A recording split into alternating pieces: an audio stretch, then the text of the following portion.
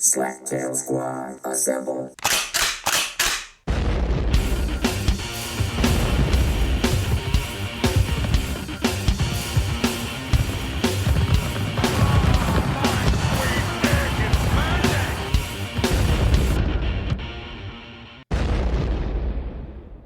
If you are listening to this, you remember the great Slaptail Nation, my nation. And who am I? I'm the Beaveman, master of the universe, creator of all things great and small, and Lord High Commander of the great Slaptail Nation Army. And with me today, live in the Beaver Den, with an ass so fine it'll make you want to violate the first commandment, the Padme to my Darth Vader, the evil into my Skeletor, and the Harley Quinn to my ever so sane Joker. I give you the heart-shaped ass that is the Swan. Say hello, Swan. Hello, Swan. How are you doing today? It's been a while. It's been a break. It's been a while. It has. I hate this break. I know you do. I really do. You asked me how I was doing, and then you're talking. You didn't give me a chance to answer because you didn't care. You're like everybody else who says, how are you doing? And you're like, do you really want to know, or do you want me to say great and move on? You just didn't even wait for the great and move on. Moving on to our guest, also with us today here, live in the Beaver Den, known for his forensic humor. He's a self-proclaimed forensic humorist. He is a vidcaster from Coffee with the Dog. He is also a certified genius. We give you the one, the only GD Fenderson. Great, let's move on. All right. Also with us. Okay. Moving on. Moving on. He didn't ask you how you were doing because he really doesn't fucking care. It's true. I really don't care how Great, people are just doing. move on. Just move on. Move on. It's true. I really don't care. If you were doing great, would you be joining us for this podcast of bitching? This is sure. therapy. Yeah. Okay. Cool. It's not therapy. Therapy is stupid. Yes, I agree. That's why we podcast. Therapy is stupid. Therapy's dumb. Have you ever done therapy, GD? Hard-hitting questions from the Yeah, Beef when I Man was in my immediately. 20s. Oh, did you really? Late Okay. 20s, early 30s. They late had 20s. therapy? No, it wasn't 30s. Late 20s. They had therapy back then? That's when they just That's shocked called being committed and getting electroshock therapy. Bartenders. shocked you. Oh, guys. bartending. okay. Yeah, That's pretty much therapy. You were a therapist. And actually then. getting my hair, I guess I'm still in therapy because I get my hair done once a month. Oh, And that's like, you open up. Once they get their hands in there and they start doing all this stuff. And you start like, and then I was 14 years old. uh-huh. Yeah. You got the luscious it takes a while. dreadlocks. You got the luscious locks. Mm-hmm. Yeah, it takes a while to do this work. I bet. It's just so nice to have somebody shampoo your hair, though. And rub your head. Oh, it is. Oh, It yeah. They is. rub your scalp. It's too short for mine. My hair wash takes like 10 seconds. Yeah. But it takes forever to dry because your hair's kind of like a duck.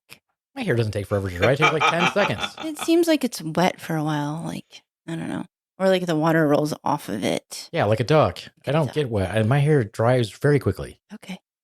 I believe you. I know when I was a young child, even a prepubescent boy, I had a crush on a girl across the street from me named Diane, and she was a part Indian, part black. Had this long, gorgeous, dark hair, and I had a real bad crush on her. Feather or dot? I'm sorry. Feather or dot? Indian. Oh, like a Native American. Feather. Feather. Okay, yes, yeah. Trying to get canceled. This is And- episode 6.1 because we're technically on a break. Season 6, episode 6.1. A preview. A sneak peek. No, 7 is our next season. Oh. This is the continuation of our last season. Oh. There you go. So I had such a crush on her, but I was too young to really act on it. So I used to wash. She used to let me shampoo her hair. What? Yeah. Oh my God. I would have jizzed Perp Plus right into that hair. Well, I eventually lost my virginity to her. If that makes a difference. Nice. Oh. Nice. So it worked. The shampooing the hair and the whole bit. Nice. And How long did that take? Like it was like a year. losing the virginity of the hair. Both. Like you washed your hair for like 3 years before that happened, or like no, it was like it was 2 less- weeks. Maybe a month or two. Worth it. Worth it. I had a crush on a girl named Diane once also too. God, she was fine. She got picked You don't for... have to throw things at them. if you don't want I remember we were freshmen in high school and she got picked to be on the court for freshmen, you know, because they have freshman king, queen, whatever, you know what I mean? Mm-hmm. And she walked out and I swear to God, everybody was like, God damn! You know, because she was fucking fine. Oof, man. I don't know what she looks like now. Probably a I passed her the dog. other day. I was driving through Michigan. She has no teeth. She had a cup on the side. And it said, "You know who I am? I used to be a queen, damn it." God damn you. I had a crush on her since like second grade. That's crazy. And she didn't give you the time I'm of sorry. day. It was actually like this. Do you know who I am? I used to be a queen, damn it. I'm sure she listens to this podcast. It's fine. She probably does. She probably does. She probably can't afford a phone. She got the free phone. Oh, she's like, I'll blow you for let me use your phone. Get a burner. She got the burner, and then she gave you a burner. Hi-yo! Ew. Ew. Oh, well. All right, poor Diane. Sorry. I didn't see her last name. Nobody knows who I'm talking about. I didn't Not say her last Diane name, Smith, did I? right? No. It's not Diane Smith, right? No. No. Wouldn't it be funny if your Diane was the same Diane? That'd be. She would be quite a bit older. Diane was the same age as me, so I don't think that was. Yeah, that my was Diane accurate. was older than I was. Oh, woo. It was like Yeah. child molestation back then. She's like, "Wash Back then my it was hair, cool. little boy." Back then, it was cool. No. It wasn't child molestation back then. It was just called losing your virginity. Ah. Okay. All right. They didn't get those fancy terms until like the 70s and 80s or something. Oh my God! You know what's fucked up is that all these states that are trying to lower the age of consent, I just want to shoot those state representatives and senators in the fucking head that do that. What was the one that they want to legalize marriage at 14? I'm like, Oh my God! Someone should shoot those people in the fucking head, and I don't mind saying it. My God, it's just fucking insane. See, I just want to know which head. Shoot everywhere. Shoot every head they have. all the heads. Hopefully they have acne too. I'll be shooting those motherfuckers too. Acne, shooting that head, shooting their dicks off, everything. See, I'm more of a sadist. I believe like shooting them in the ass so you don't see the entrance wound. You just see where it came out. Yeah. I think that what I would really like to do to those people, and this is a great idea, I think, is you kidnap them, you tie them up, and then you get a pair of needle nose pliers, and you just keep taking little snips out of their flesh. Just keep doing that. Oh, but you burn the needle nose pliers first. You heat them first. Oh, sure, why not? That'll cauterize the wound. And That's that way, good. well, Yeah, that's so you okay don't- though. so So you you don't can bleed do it out. over and over again. Well, yeah, then you pump them Right. full of IV antibiotics so that they don't get sick and die. Right. Oh, yeah. Yeah, you just keep torturing them. And you hydrate them with only like internal nutrition, like Sure. IV nutrition, and you Sure. eat like cupcakes and shit in front of them just Yeah. to torture them. You stick that tube up their ass. Remember the shit tube that never works? Yeah. You always shit around it. You have to have pure liquid shit to be able to make that work. So we'd have to give them like something to make them shit though. Mhm. So if it's So get the pure thin liquid, it piano works. wire, and you wrap it around a flaccid penis, and you show them pictures that would make them aroused. Yeah, there you And go. that way, they would cut their own penis off. Nice. Nice. And then we make them eat it. Yeah, there's your only nutrition. You get to eat your own penis. Yep. Make them eat You it. could be so hungry you might consider it. Ew. Well, my mind's not going to fill me up, so I don't. Yeah. Oh. Well, And mine well, doesn't taste any better than any other meat. So you've tasted it. Yeah, you could do your own. You could. We've had this discussion. You can taste your own. Well, maybe not Yeah. anymore, but back in the day. No, not anymore. I could. Mm. Yeah. Before I got less limber, fat. Hmm. You know, I wonder why do you think people make fun of Pilates? I was looking at this girl doing Pilates the other day. I'm like, she's jacked. I bet you could get really in good shape doing Pilates as a man. I guess I could. I don't know. I've never watched a Pilates, so I don't know. I know about Pilates only from a sense of humor thing. When I hear people joke about Oh, it, yeah, hear I'll women pull joke outie. about it. I don't know about no But yeah, Pilates, but- but I know a pull outie. I hadn't heard that one before. I think that Honestly, I hadn't. Larry the Cable Guy does a joke about that. Oh, Pilates is like yoga with torture device stretching machine. You use machines to do like Well, you can use yoga bands. stretching You can or use like bands and bands stuff or like like that. other things like Yeah. for resistance and to can you get a use better. goats? Is that the one where you can use goats and stuff? I think that's just Was goat that yoga. just goat yoga? Yeah, that's where the ghosts are shitting on you. Yeah. Yeah, there's shit everywhere. Goats just constantly shit, so you know there's going to be poop everywhere. in Everywhere. that. Who wants to do I did goat not yoga? know that about goats. Oh, I yeah. thought they spent most of their butt action with their head. I didn't know they were. Oh, no, they butt shit action constantly. on the other end. Like little rabbit turd Just shits constant. all the time. Mhm. Yeah. They're just always dropping the Duke. Constant. And their booty hole is like exposed so they're just coming around pooping with their open booty hole. Why would you want to do goat yoga? Somebody's just shit. There's just got to be shit everywhere.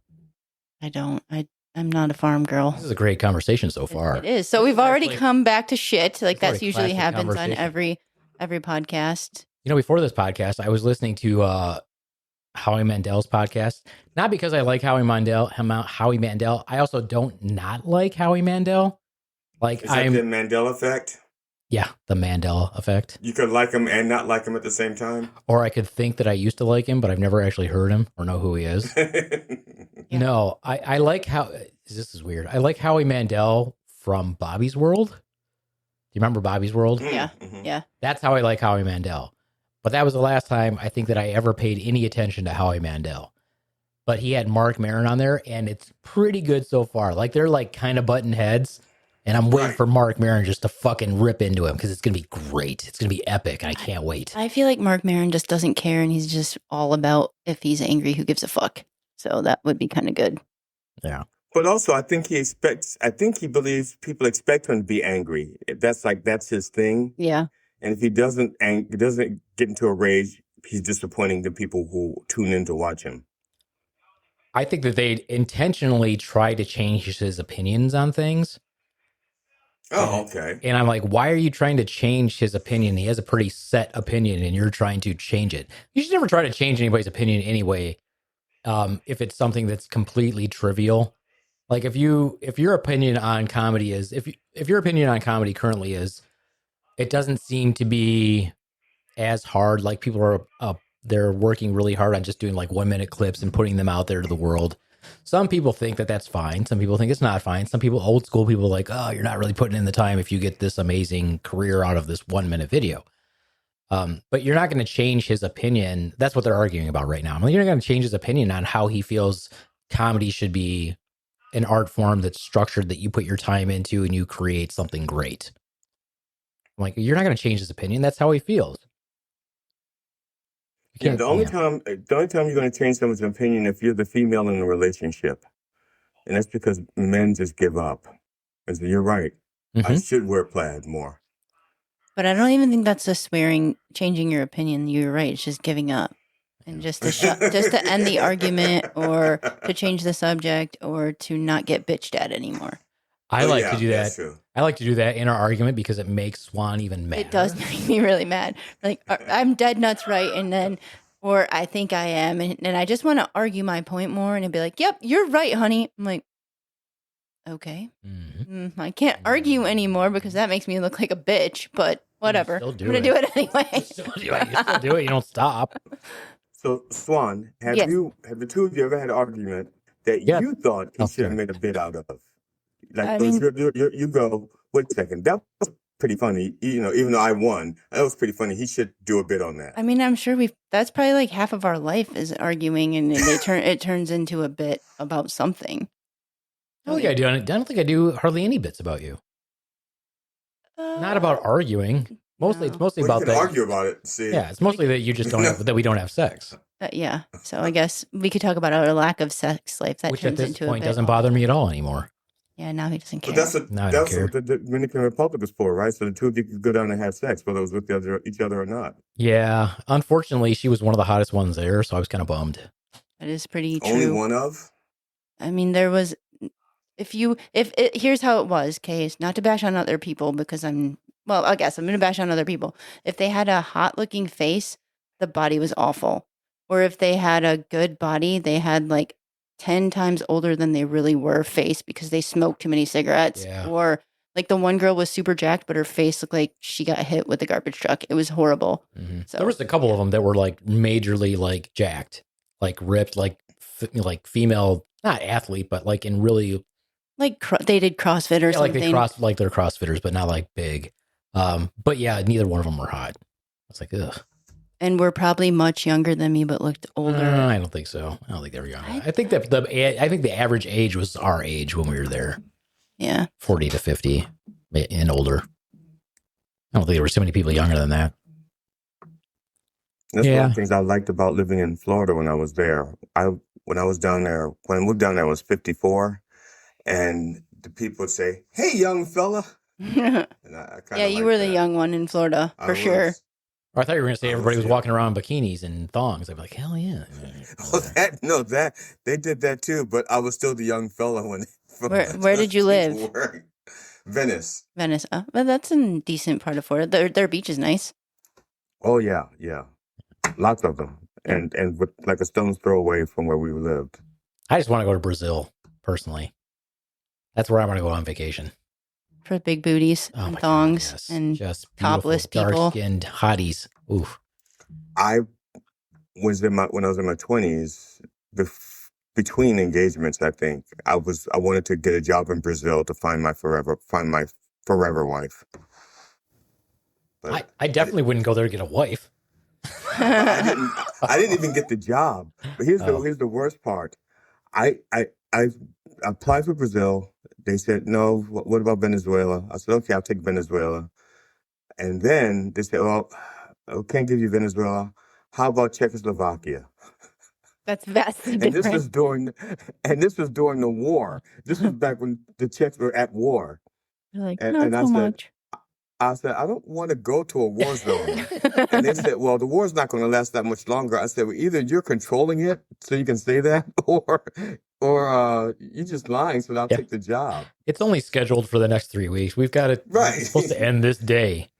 Yeah. You'll still be learning the language by the time you get there. By the time the war ends. I don't know about Czechoslovakian women back then, but Romanian women were very pretty and tiny. Yeah. Like gymnasts tiny. We had most of them were gymnasts, I think. I was going to say, weren't they like... They're mostly gymnasts. That was the state sport. Yeah, I remember when I was in elementary school, we had this little Romanian girl. She was super tiny, and she was like double jointed. She could move her hands all the way around her back with her arms folded. It was so weird. So. And you shamed her, didn't you? No, she showed that as her show and tell thing one time, and I'll never forget it. She's like, I have this random thing that I can do. I'm like, it's like called the connective tissue disease, but it's cool. Oh yeah, you knew that. I didn't know that back then, but everybody, her like elbows, her elbows popped out like in a weird way, and she could like bring her hands around her head. She did porn. I bet she probably did, or she was like one of those weird circus people that they fold up into the box to see how small they can be. Magician's assistant. Yeah. Nice. Anyway, our plan was to talk about the business of comedy, Swan, but you've distracted us. Oh, okay. Well, go to the business of comedy. And we don't appreciate it because we're deep in comedy talk. You're blaming me? Yes. No, I think that was you guys that went off the rails. All of your crazy stories. You went off the rails on like Brazilian butts or something. I can't wait to go to Brazil. You have to get a special. You have to get you have to get a penicillin shot? I'm allergic. No, you have to get your passport, but you have to have a visa to go to Brazil also now. Probably. Yeah. Are you sure they even let us in there? They might not. Who knows? We are American. I mean, pretty soon we probably won't be let to go anywhere. No, that's why we got to move to Canada. We're going to be stuck inside our own wall. Canada. Well, my wife had applied she wanted to find out what it would take for us to move to Canada. Once they like Trump, once they said that Trump was the projected winner, I think it was like 2 hours later, my wife was like online, moving to Canada, and the internet even though we haven't decided, even though we're not doing it, they still contact her like once a month, wanting to know the status of her. I feel like we could go to Canada pretty easily because Swan's dad was a resident alien, so. She's sort of Canadian in a way. I wasn't born in Canada, but yeah, my dad was a resident alien his whole time in the United States. So isn't that a TV show on? Yeah, it is. We're watching it right now. We're on season 3. It's really good. I love it. It's hilarious. Yeah, you should watch it. It's pretty funny. Except he steals a lot of my bits. I feel like the whole thing was my idea to begin with. I've known I was an alien for the past 20-something years. It's kind of it's pretty well written. Like it's written from the point of he doesn't know what to do on Earth because he's an alien, and they do a pretty good job of. Well, he's a great actor. Yeah, I was gonna say he's very goofy. Everything he's in, he shines in everything he's in. He's so good that I don't remember his name, but he's that good. He's that. Oh, good. okay. He is that good. Yeah, that's a good actor. I forgot to mention on GD's intro that he is the recipient of the Worst Comedy Special Award. Isn't that right? Is that what it is? Oh, yes. Nice. Yeah. Did you get a trophy? Oh, yeah. You got a trophy for Worst it? Comedy Special of all time. Nice. Yes. Like anyone could know that. But that's one hell of a title. Thank you. Yeah, I wear it with pride. Do you have to like defend it every year or something? Or I don't have to try. It just happens. I was trying. I won it without even trying. Yeah, that's impressive. He didn't even have to enter. He didn't even have to nominate himself. It's even better when you're nominated by someone else. Especially if you don't have to pay a fee to get nominated. They sought me out and said, "Yes, this is it." It's pretty good. It is impressive. My friends didn't say anything about it. It was a complete surprise to me. You're like the best loser. That's awesome. Now that I do take pride at. I take pride at being really good at losing. It's kind of hard. I mean, like, even if you went and like played golf or whatever, it's really hard to lose on purpose for a lot of things, right? Mm-hmm. Yeah. So good job. That's a skill. Put that on your resume.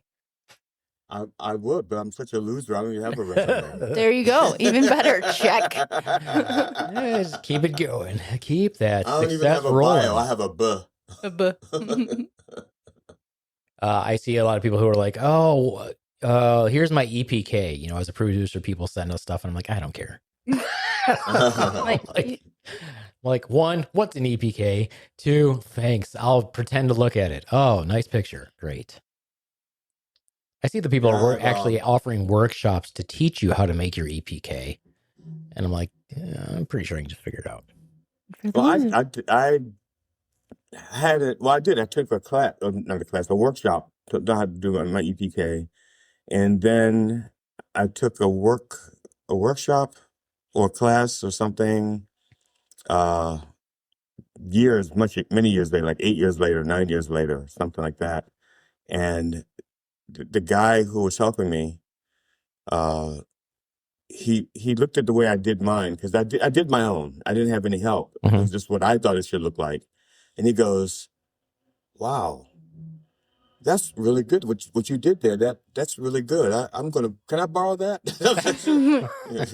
Let me teach the class. Sure, for $50. Yeah. You should just do your own, do what the other people do, where like, I get an email constantly from this company or whatever, this guy who's like, "Oh, you're running out of time. You should join our class to do this, this, and this." I'm like, I don't know who you are. I've never heard of you. I'm sure you're making a lot of money doing this, but I've never heard of you. I'm definitely not taking your class. Now, I do a humor workshop with Dylan Brody. He's a comedian I'm saying comedian. He's a humorist out of LA. He's got a lot of, he is so fucking prolific and he's so good. He probably has forgotten more than I will ever know about comedy. And he has some kind of fantastic memory. He just remembers, like, okay, when I write, I have no idea what technique I'm using. Mm-hmm. I just feel it and I use it and I do it. And he'll go, "Oh, okay, I see what you did there. You did the such and such and such and such technique developed by so and so and so." And he knows how to do comedy, but he also knows what tools and techniques you're using. Yeah. You know.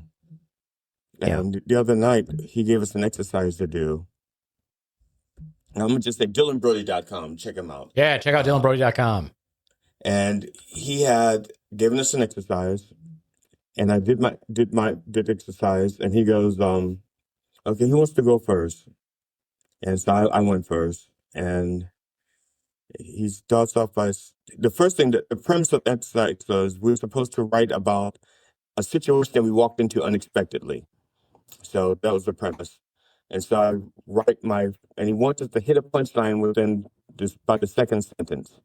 And I hit what I call the punchline on the third sentence. And so I read it, and he goes, "Wait, whoa. There's 5 sentences there." I said, No. It's only 3 sentences. I said, "It's only 2 sentences." And that was my fault. I thought my period was a comma. So it's actually 3 sentences. He goes, No. Read it again. So I read it. When I read it, and then I said, comma, and then I read it again and, kept going. I was pronouncing the pronunciations. Yeah. And he goes, okay. First of all, just because you put commas in there doesn't mean they're not sentences. And then he proceeded to rip me a new one, about the whole thing. He just ripped it. And I said, okay, fine. And then I didn't react the way he thought I was going to react. So he just dug in deeper. And I went, okay, fine. It's like, good thing you noted. Right. He goes, okay, now that I know what's going on, I understand your premise and everything. Read the whole thing for me. So I read it again. He goes, even though I know where it's going, I'm bored. I'm just bored. This is terrible. I think his goal was to make you cry. Right. And I said, okay, all right, got it. And so when he was done, he goes, okay, who wants to go next? Nobody. Nobody. Yeah, one of the comedians I know from Ohio, I think she moved to Arizona. I don't know. She is part of like some club or something, and they write jokes every morning. So every morning somebody sends them a topic, and they have to write 3 jokes, and then they like judge each other's jokes, and then whoever has the best joke or best 2 jokes or whatever wins. I'm like, you can write 3 jokes on a random topic anytime. She's like, yeah. I'm like, that's insane. And it's like weird shit, like butter, like just a random. Oh yeah, like that's fun. I'm like, who had the time?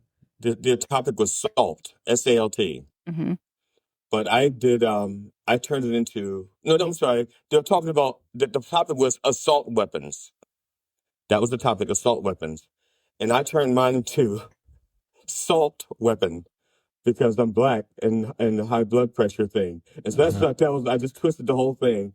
And everybody, and the first people didn't get it. They didn't realize I switched assault to salt. I said, assault weapon. So, and it was like, I don't get it. What's that going to do with high blood pressure? Right. And then I kept going and they said, assault weapon. A weapon with salt because you're black. Ah, God damn it. Yeah, it'd be kind of a similar joke when we were talking about funerals. This was a long time ago. And I was talking about how everybody gets up and says something that's completely stupid at funerals that has no relevance to anything. Like, oh, how can we never get together other than weddings and funerals? Or they say some bullshit. And I'm like, why don't you get up there and say something that's real? Like, how about talk about the importance of not putting hot sauce on everything? Or how about talking about the importance don't be the one to bring raisins in potato salad.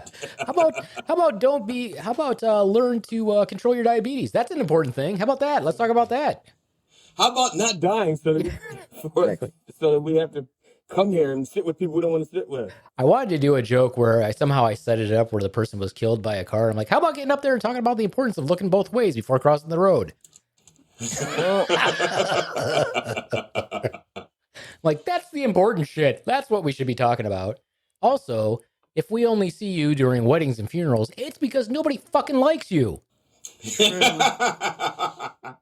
You're just not invited to anything. That's because there are other events that people have. They just don't invite you. They're just not invited. Or maybe I don't like to see maybe you're just my family. Right? That's it. We got together for my aunt's 96th birthday. And there are a lot of cousins that I hadn't seen since my aunt's 95th birthday.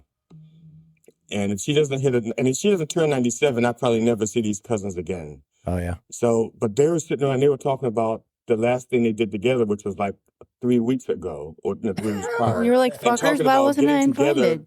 And they were talking about getting together like in 2 weeks for something else, because another one of my cousins was coming down from New York. And they were talking about getting together for that. And I'm sitting right there. And then they stop and they go, oh, yeah, Glenn, you can come if you want to, right? I'm like, fuck off. Fuck off. Well, I mean, a year isn't that long. I have cousins that I haven't seen since I was like 17. So. Yeah, but who cares? I don't. Years. I'm just saying. Yeah, 2 years. Yeah. Yeah. But, like 30 years. So. I don't know. I don't understand. I think that part of that, though, like on our side, is we were raised white as opposed to being raised Latino, because my Latino family likes hanging out with their family. Right. Whereas we don't hang out together. And so I go see like my friends, my family in California, and everybody comes to see me when I go there. They come to see my family and we hang out like the entire time.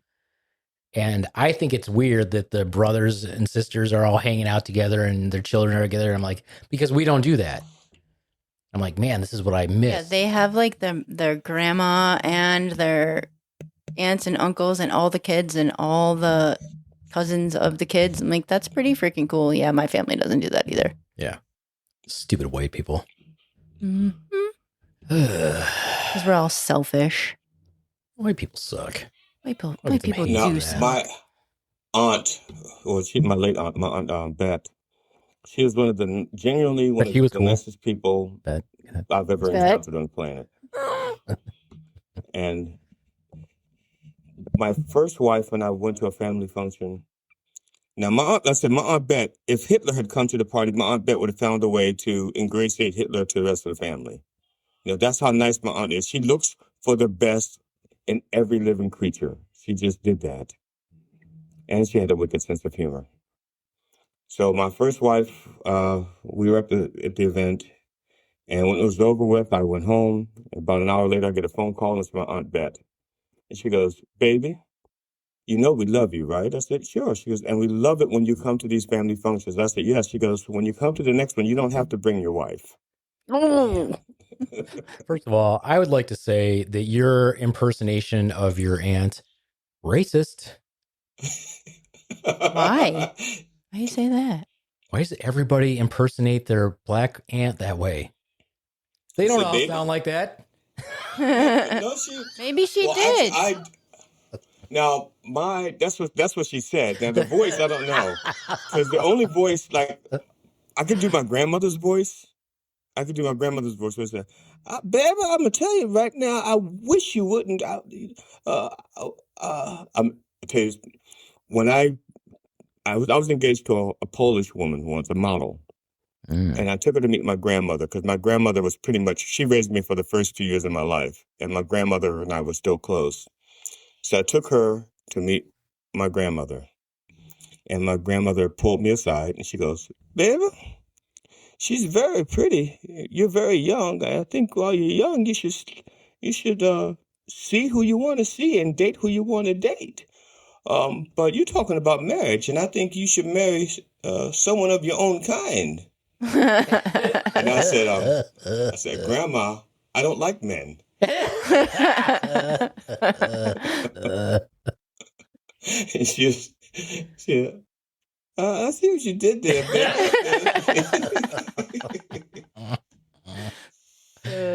I can do an impersonation of my abuelita. Here we go. "No, Juanito."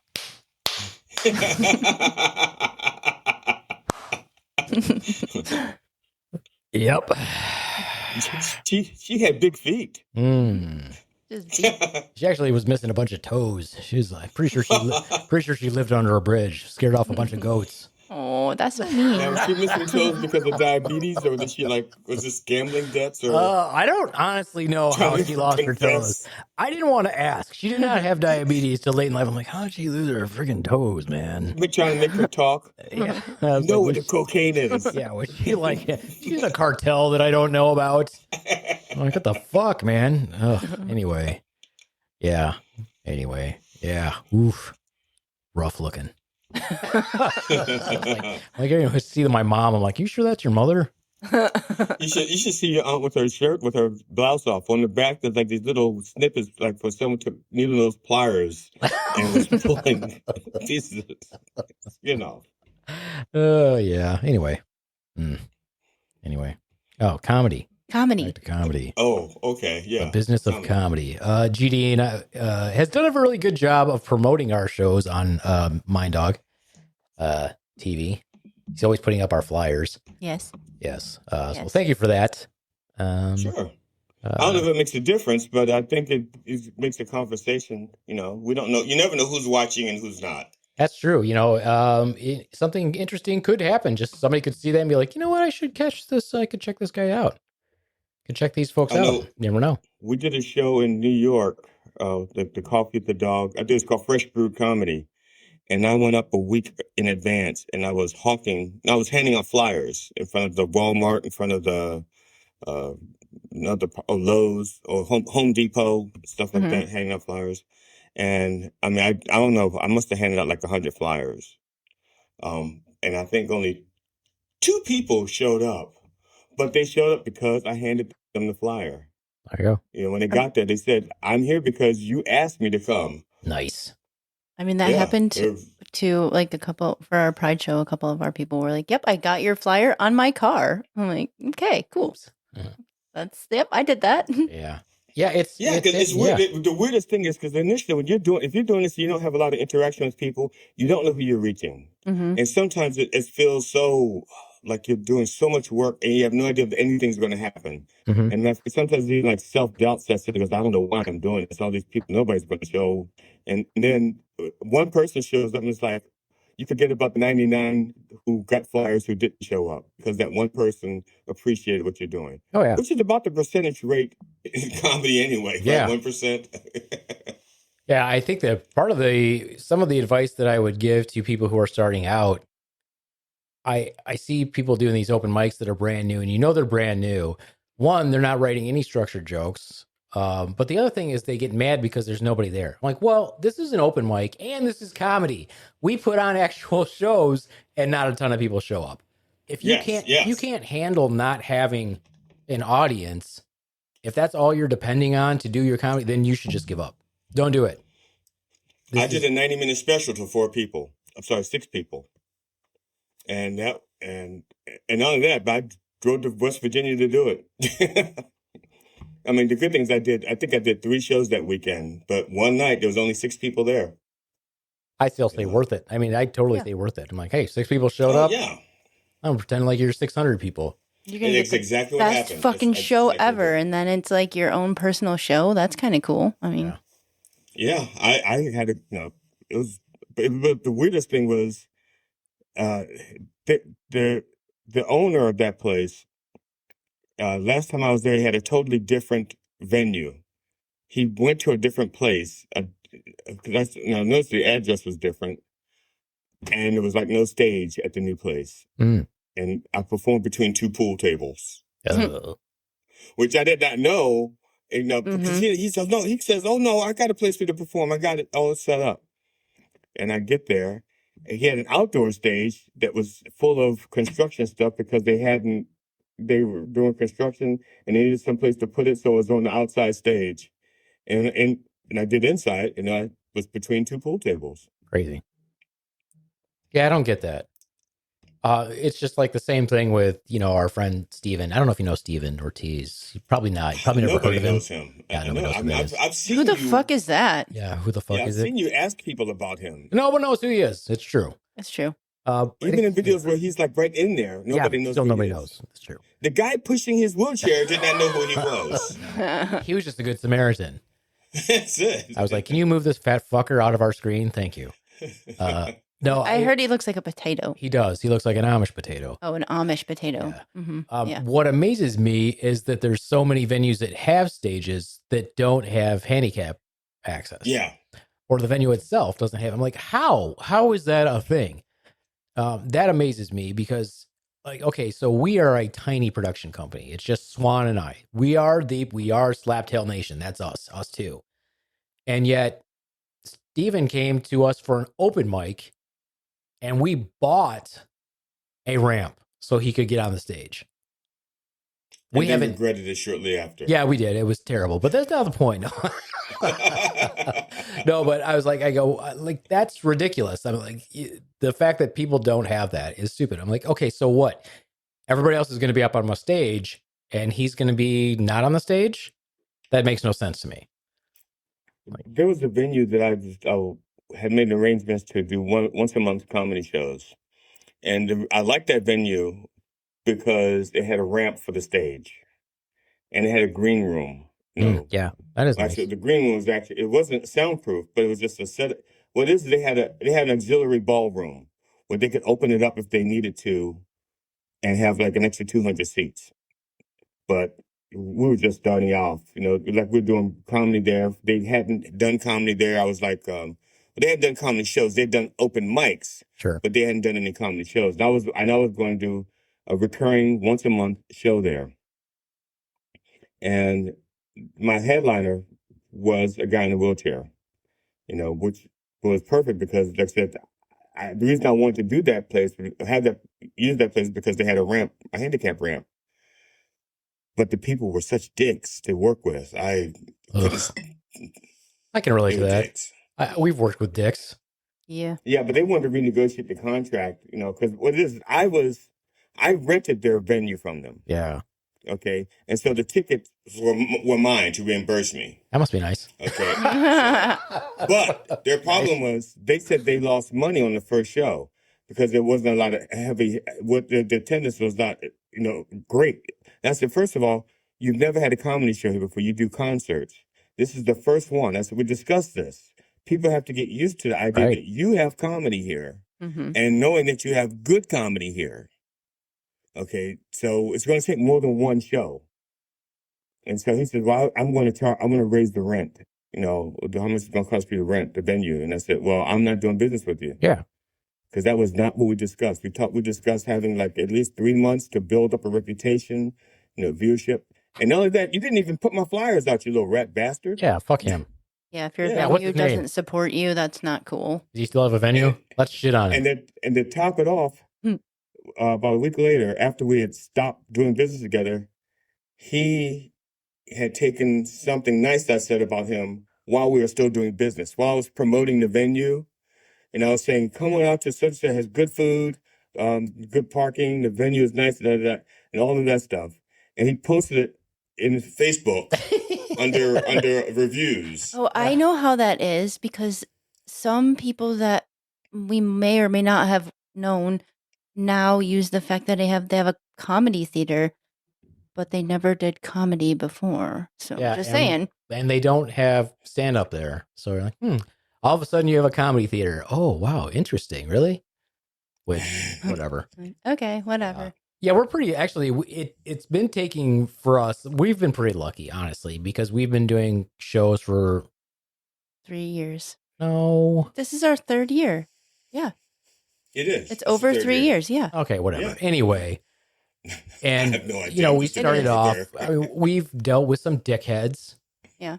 But I think that where we're at now, we're doing pretty good. So I think that part of it is for us is that the venue that we're at now, shout out to the Cricket in Battle Creek, Michigan. West Michigan Avenue, something, West Michigan Avenue. Anyway, and to their owner, Jeremy. I don't really know how to pronounce Jeremy's last name. Is it Kanaga? Kanaga? Kanaga? Something like that. Sorry, Jerry. We're really bad at names. In my defense, you've never told us how to pronounce your last name. Anyway, I like that place because it's not a venue that does more than one thing. Okay. In other words, there's no music up there. There's not a DJ. There's none of that stuff. I mean, they book it. They do rent it out for like weddings and things like that. But as far as actual entertainment that is put on by that restaurant, that pub, that bar, they only put out comedy. So their upstairs is just for comedy clubs other than the nights that they have events there. But the entertainment wise is just comedy. So we don't have to worry about competing where people are like, oh, we could go to the Cricket to catch a band on this night. No, it should be synonymous with, hey, they're having comedy at the Cricket these nights. So that's what we're hoping to build, which I think is going to be actually doing pretty well. Yeah, it's the Cricket, and it's at 36 Michigan Avenue West, Battle Creek, Michigan, just in case you want to know. I was off by one house. I was going to say 30. I was thinking 35. Oh. Yeah. Interesting. We've been across the street at the little massage bar. You get a happy ending instead of a laugh. Yeah, and the other place we have is where we do our open mic. Beautiful little brewery. And it's a nice long room. And so this is kind of where I was segueing to about talking about the stage. Like, they don't have a stage. Okay, so you have a venue, you have an establishment. I wouldn't expect them to have a stage. Right? But also, we offered to do comedy there. Right. In other words, we approached them and said, hey, have you guys ever thought about having an open mic? They're like, no, tell us more. And they immediately got back to us the following week and they're like, hey, yeah, let's do it. So I'm like, okay, this is the area that we're going to do it in, whatever area. I'm like, I'm going to go buy a stage. So I went and bought a portable stage. Right. So I don't see if someone is approaching people to do comedy and they don't have a stage, I'm like, you motherfucking should buy a stage for your performers because you approached them. It's not like I said, hey, I'm going to go do this here. What do you guys think? Blah, blah, blah. And I don't mind, obviously, buying the stage for our little spot because they've been great. And I can take that stage anywhere if I needed to. But I don't think if you decided you wanted something and you approached people in a business sense to do something for you, you better have a place for them to perform. It doesn't take much to get a stage that you can break down. Ours is portable. It folds up. And it's heavy as fuck. However, our cute little place is like, you can keep it here. And which is good because I don't want to cart it so back. you don't have to cart it back and forth. Like, that's pretty dope. Are you going to shout them out? Are you going to give them a thing? I was going to, but you can do it. Oh, okay. It's a Wax brings. Oh, you fucked it all up. My lisp is coming out. My speech impediment. Wax Wings Brewing Company in Kalamazoo, Michigan, and they are at 3480 Gull Road. Gull, Gull. Jeez, can you speak? It's Gull Road. I am not Woad. What are you, Elmer Fudd? I am. I was concentrating on getting Fudd? Gull out because my speech is like some Detroit accent and stuff that you guys all make fun of me for. So I didn't want to like. I don't make fun of it. I didn't even know you had an. I didn't know you had an accent. I hadn't even noticed it. Oh, yeah. Well, that's good. Anyway, you make fun of lots now, of words. I do have a I question. Since you guys produce shows and open mics, which one is more pain in the ass? We've been. They used to be a pain in the ass. Now we are kind of like where they're not a pain in the ass. Okay. I'm hoping to say we kind of have like a method, and people are starting to know like our expectations because we don't have a show. We have a we might have a show up, go up like if you're there and you want to do a couple minutes or whatever. But if you're booked on our open mic, if you're signed up, you should be there. So and tell us if you're not going to be there because. Right. Like, we plan to put on a good show, even if it's an open mic. Yeah, because we will have people like, can I be on next month too? I'm like, no. We try not to have repeats on. We try to wait at least 2 months, 3 months maybe. I just started negotiating with a venue that usually does music and trying to get comedy in there. And literally, that's when I just began the conversation. I mean, just began the conversation. Like they responded with an email saying, let's talk. We're interested. Let's talk. That's good. And so I just, like money talks, motherfuckers. Yeah. Mm-hmm. Yeah. So, and I want to do a monthly showcase there. Okay.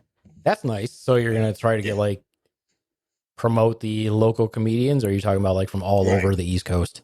Well, I'm going to focus on getting local talent that I know, because I can't pay them a lot of money. It's a showcase. Yeah. Mm-hmm. And matter of fact, the first one I do, just like because I want them to see, I'm going to pay the feature and the opener and the host out of my own pocket.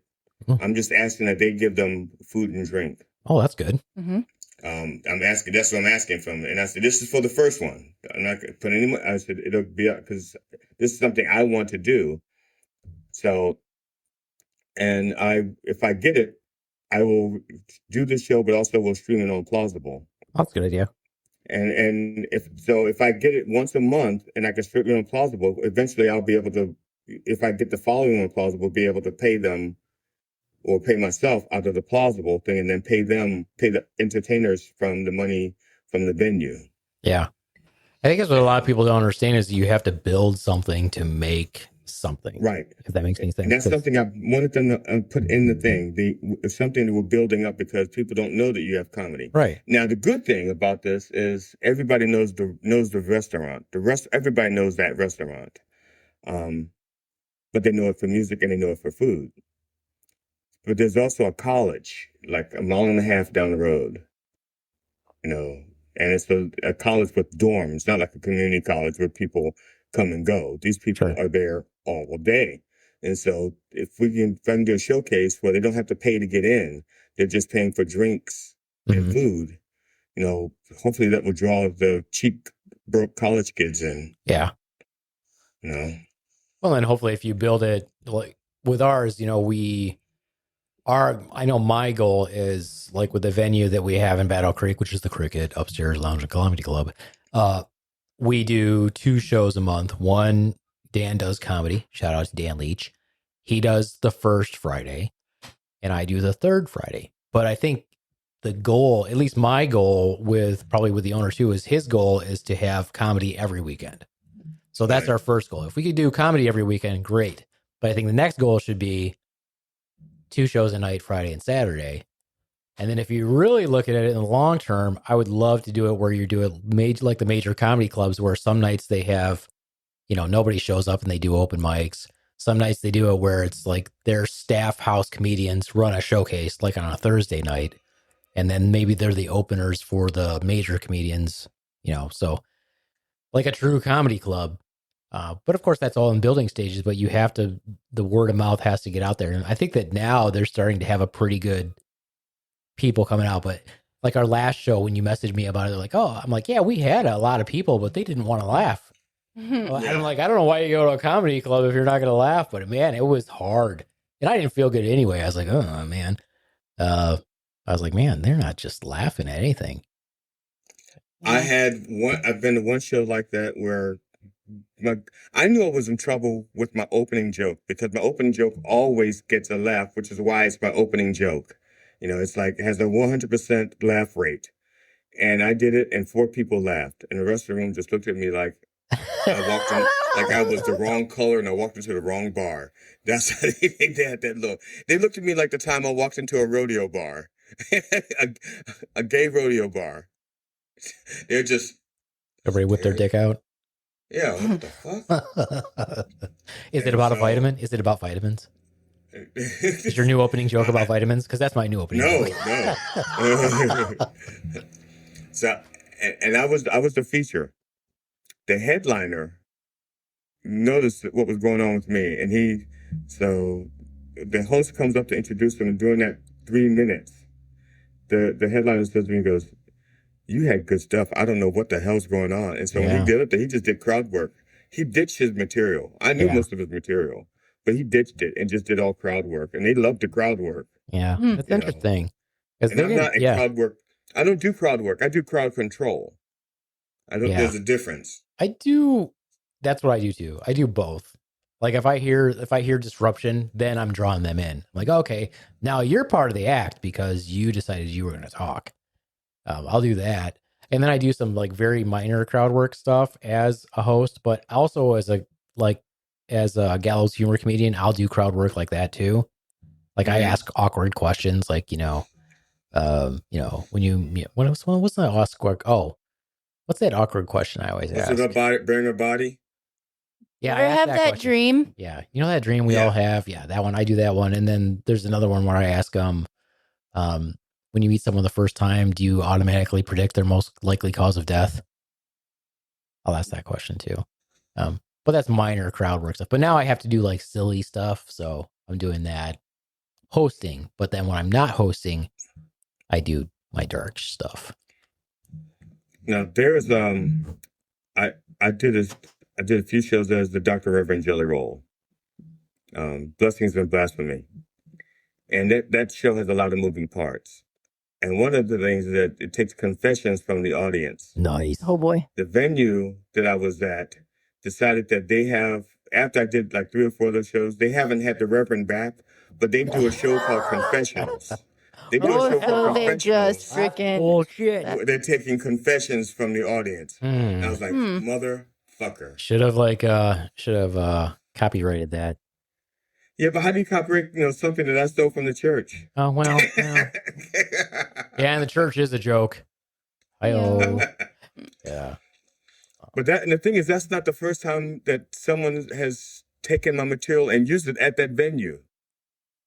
I'm almost at the point where I don't want to do it at that venue anymore because they're taking my shows apart and taking sections of it and using it. It's like, oh, yeah, let's do that. Yeah, somebody's a piece of shit at that place. A lot of them. Yeah. There was one venue, I'm not going to mention their names, that sent, I wanted to perform, and they asked me for a video and asked them how long they wanted. Said 15 minutes, so I sent them a 15-minute video. And then I see the guy doing YouTube shorts with material based on what I sent him. What the fuck? Yeah.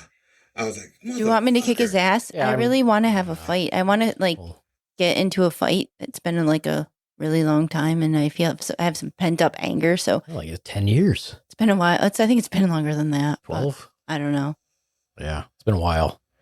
Yeah, I don't know. Yeah, if I hear something that's very similar to mine, I just naturally assume we both heard it somewhere. I'm like, oh, yeah, and I'll stop doing it. I was going to say. Then the next thing, and then they are doing the material. Yours is like blatantly stealing. So. Yeah, it's like you do something and then it shows up there. Yeah, that's wrong. Like the confessionals, the only thing that, like, one thing like I do is, like, once they do a confession, in order to give forgiveness, they have to win their forgiveness by winning one of the games I set up. Oh. Okay, so, and the games are like sex-related versions of regular games. So, like, one game is called Hangman, which is hangman, but instead of hanging a man, you're putting together a penis until it's hung. Right. So you start off with the first mistake, they get a left testicle. The next mistake is a right testicle. Then they get the first half of the shaft, the second half of the shaft, and then the head. They get 5 chances to guess the word. That's lame. To build my penis, you would only need 2 letter words. Aww. Well, you can make it as many parts as you want. You can cut the shaft in 9 parts if you want. Yeah. But this, I did it because all the words are 5-letter words, and they're all single-use letters. So those letters aren't duplicated. But I have a game called Pussy Putts Putts, and there's the golf club is a 14-inch dildo, and you're trying to put the ball into a vagina that I put on the other side of the stage. Nice. And so, like I said, games like that. And so, and if people steal that, that's like, Yeah, you're just taking it. Yeah, but none of that, but nobody wants to put the work in. A lot of these games I had to find parts, build these games, and then test them, and then make sure that they were winnable. Yeah. I don't want to make games that I'm not a carnival where you have your confession and you can't win forgiveness. It's like, no, I want everybody to be able to win it. Right. Yeah, I think there's a lot of theft out there, even just like in our town. Like my friend Joe Goon runs a show at our only smoke shop in town in Kalamazoo, and the name of the shop is only Alien Cannabis Company. So his flyers have always featured spaceships and aliens. Right. And there's a place that does an open mic in Kalamazoo that has started putting spaceships on their shit. I'm like, that's his thing. We are in the same town. You've never done it before, but now you're putting it on your flyer. What the actual fuck? Why are you doing that? Yeah, I try to make our stuff unique. Well, I told him, I messaged him, I said, I'm seeing this a lot now. Like, so people are seeing your flyer and they're doing almost exact goddamn thing. And I'm like, next I'm going to see Blasty on somebody's fucking flyers and I'm going to kick their fucking asses. And Blasty's the name of our beaver. I'm going to kick some fucking ass if I see Blasty on something. Yeah. There was a place, a friend of mine used to run a showcase at a place called Galaxy Hut in DC. And so he asked me to design the flyers. So since the place is called Galaxy Hut, the flyers, it's the same formula. There's a sun, and then the planets, there are like 4 planets going around that sun. Each planet had the face of one of the comics, the featured comics. That's a good idea. Yeah. And the rocket, Hold on, let me write that. The sky. Sorry, what was that? You did. Can you send us a picture of that? Can you just send us what that looks like? So we can use it next time? Just as Thank you. reference. I mean, so that we want to we're not going to steal it or anything. Oh, no, you can because I don't think they do comedy at Galaxy Hut anymore. Or at least if they do, the comedian who ran it, my friend, isn't there anymore. So I'll see if I can find one of the old ones. We're just fucking with you. Yeah, we're not going gonna to steal your stuff. We like our own stuff anyway. Yeah. And I had the spaceship. Oh, no, sometimes, there's a rocket ship going by, and there was an astronaut doing a float walk, and that was the face. The face of that astronaut was the host. Yeah, that's cool. Yeah. So the host was the one doing a spacewalk, and the rocket was going by, and then the other comedians, the feature, the headliner, the opener, they were all the planets going around the sun, and then all the information about the place was in the sun itself. Yeah, that's cool. Yeah, I just want them to change the layout of the flyer for our show. Because they made the flyer for our show the first time they made it for our first show. I was like, you need to change that flyer. Because you're like busting out the middle. Because I'm in the middle of all the pictures. And it looks like I'm the star of the fucking show. And I'm like, you're making me look like a dick. I'm the host of the show. I'm not the focus of the show. It makes it look like here's this arrogant asshole hosting all these minor little dinkies surrounding it. I'm like, you need to move me into like a tiny picture and put me in the corner. He's like, no, I like it like that. And every flyer, then last flyer was like, and the next flyers are gonna be like, I'm like, stop doing that. Put me in the fucking corner where I belong. You know what? I think they like that because they don't have to change if they put the headliner in the middle, they'd have to change that for every show. Yeah, but they're still changing every picture anyway, so just change all of them. It doesn't really matter. It's a cute like flyer, but yeah, you can just move you to the side, look tiny on the side. You see like any of our flyers where I'm the host, it's a tiny picture. Or it's just my name somewhere like randomly in a corner and everybody else is on the flyer. So I'm like, what? I feel like maybe we should have him put like the information in the middle and then put you off to the side. And maybe, I don't know, something. I don't know. Who knows? Not my flyer. I didn't design it. It's a nice flyer, but I'm like, and I keep wanting to mention it at every show when I go up to the audience, but I always forget. I'm like, hi, I'm the arrogant dickhead in the middle of the flyer. That was not my choice. We thought you were somebody important. Yeah, that was not my choice. I asked them to change it. They still haven't done it. No, whatever. I have a question for you though, GD, because you've been doing this for a while. This was like, what are you, like 11, 15 years? How many years? It'll be 11 years. I think next month. Okay, so you've been doing 11 years. How long had you been doing it before people were booking you for shows, asking you to do shows? Ooh. It wasn't real long. I'm trying to think here.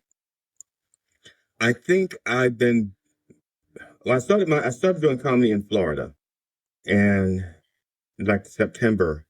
And by February we had moved back to Maryland. So I think it was like that June was the first time somebody booked me, who paid me to be on the show. And they paid me as an opener. And then he goes, I really like you. I want you to feature next month. And then he lost the venue. Coincidence? No, just kidding. And then 8 years later, I was hired again. Matter of fact, I just saw he just posted something on Facebook. Oh, no, it wasn't him. It was somebody I thought was him. I said, because once in a while I see him on Facebook. Once he lost that gig, he was so...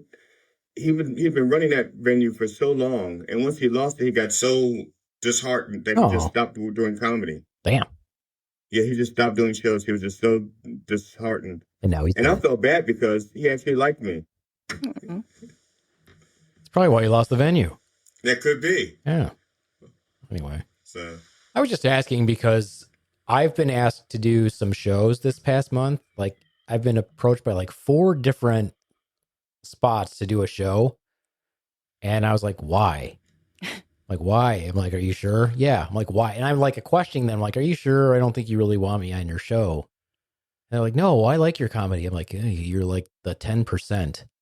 Well, maybe people are finding that you are different, like everybody. You're not everybody else's joke, and maybe they want something new. Yeah, maybe it's just your approach. Maybe your approach is different enough that's like, okay, we know we're going to have 4 people doing dick jokes or whatever, and we have you to do something totally different. It could be. I just wondered because I was talking with my friend Nolan about it also, who does our podcast with us. Nolan Johncock and his new venue, which is something. Well, if you would have given me a little heads up, I don't have to give you a heads up. You're supposed to know these things. Okay. You're assistant producer. But I was talking to him. I said, yeah, all these people are like hitting me up to do these shows, and I don't know why. It's very odd. It's a weird thing. He's like, yeah. He's like, I still have that problem too. I'm like, yeah, but you've been doing it for 10 years. You shouldn't feel weird. I'm like, people should be approaching you to do shows. The fact that I've been doing it, 2 years, but primarily producing my own shows doing it, is weird that people will ask me to do a show, because my reflex response to them always is, are you sure this is something that your audience would enjoy? because I will do my actual comedy. I'm not doing the stuff that I do as a host. I'm going to do my actual comedy that you see me do in open mics and all that other stuff. I feel like people know that about you now, the people who are asking you, and they probably enjoy your humor, and they want to see if others enjoy it too. I'm just saying, it's weird, but it could be like you say though. Booked people just for me. I mean, literally, the person is like, well, that's what we do. I like their comedy, and I don't know if the audience is going to like it, but I like it, so I'm, that's you can like have 7 minutes. All of our shows, that we book. We put people in a show that we want to see. That's how we book our shows. Yeah. That's why when people try to ask us like, hey, can I do a drop-in set for your paid show? No, you can't. 1, I've never fucking heard of you. 2, I built this show a specific way. So unless you're fucking Dave Chappelle. That was your shout out or who? Because I was like, unless you're Anthony Jeselnik. Well, I figured Dave Chappelle would be more realistic than Anthony Jeselnik popping by. Well, I know that he's one of your favorites. So. He is. I mean, I'd be I know more he realistic. Listens to this podcast. It'd be more realistic to say Dave Chappelle than Anthony Jeselnik or Maria Bamford. I don't think either one of them are going to pop They in. both listen to this show, I'm sure. Probably Maria all three might. of them do. You never know. Maria might, could. yeah. She might. You never know. She hasn't reached out to me yet, though, so who knows?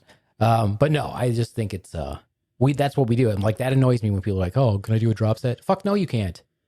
Hey, who the fuck are you? Who the fuck are you? Okay, anyway. Now that you got that out of your system. I did get that out of my system. I just find it, God, the hubris. Cringy? The hubris. Oh, okay. Hey, I'm in town. Mind if I drop it? Okay, good for you being in town. I'm actually thinking about coming up there to see Jackie's thing. Yeah, you should. That'd be dope. Somebody asked us. Tell that story, Swan. Oh, yeah. Somebody messaged us. We won't shout their names out or bust them out or anything. And said, hey, does Jackie need an opener? No. It's like, did you actually read the description of what you messaged on? Because it literally says, showing his documentary with the Q&A, blah, blah, blah, blah, blah. Like, you didn't even read before you just jumped on and messaged, but whatever. But also, it's September 5th. If we were bringing a comedian for comedy, do you really think we wouldn't have somebody who's already the opener?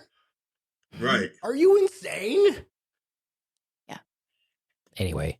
They might be. It's fine. I guess I applaud your confidence. Cool for you. There was more than one person, Swan. Okay. Actually, one message. I know. Someone else messaged me to ask me if their friend wanted to ask if they needed an opener. I don't know if it was the same person, but somebody messaged. So they had their friend message. Nice. Yes. Cool. Look, I know Jackie, and I don't have the balls to ask him if I could open for him. If I opened for Jackie, I would do all the jokes I learned as a kid just to make fun of Jackie. Well, the thing is, it's not a secret.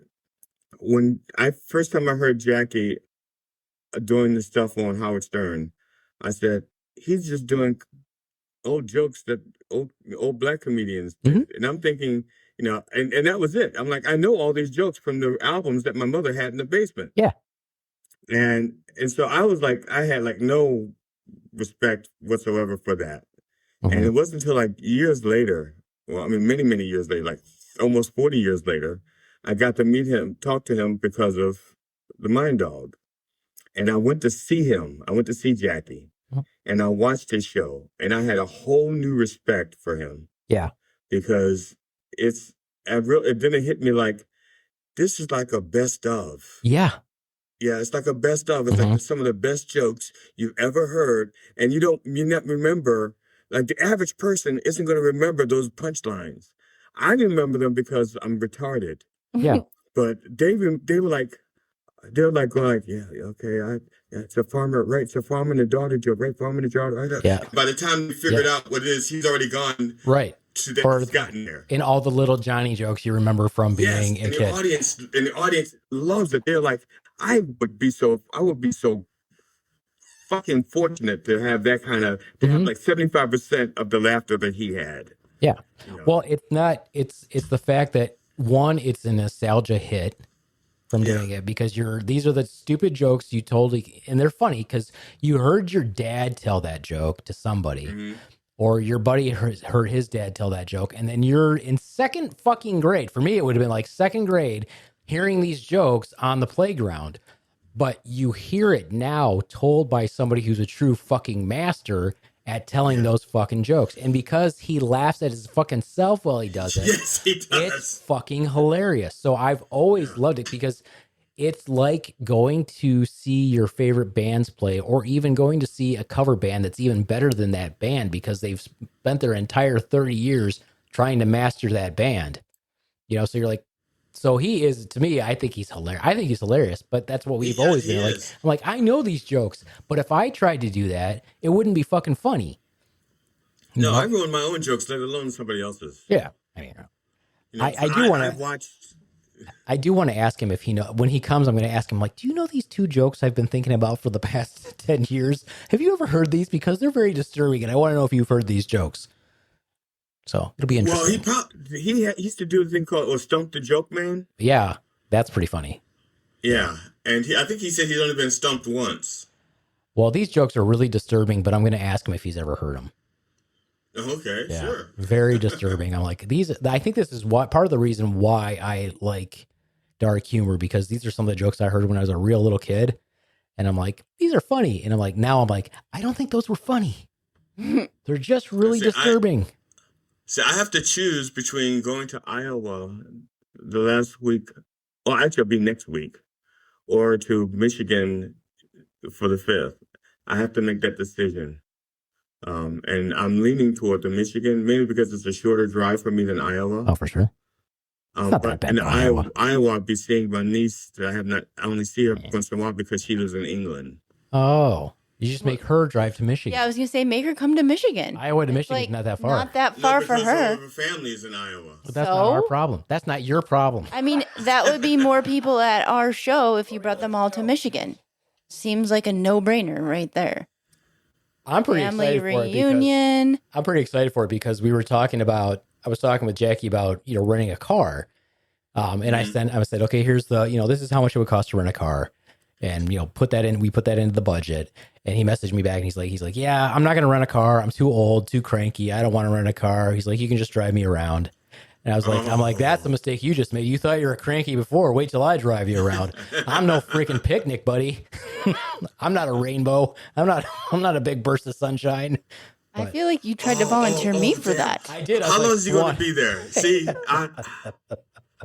now I'm so tempted to be there and dress as a chauffeur. Oh, that would be hilarious. That would be funny. Because I would drive my car. He gets here on a Thursday, right? I don't know.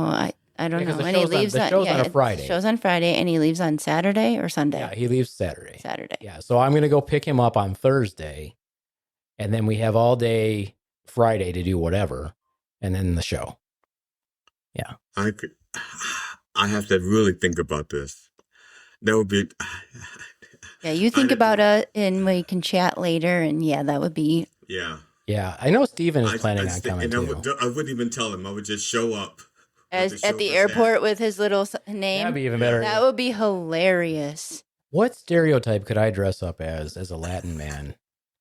I could wear a butler. Glasses. No, I could get dark glasses and put the put the plaid sombrero. I have a really tiny one that I got when I was in Mexico. Guitar. When I was 11 or 9 or whatever. I have a really tiny one. It's probably this big on my head now.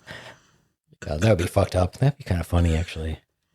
El Jackie. Little sign that says Senor Jackie.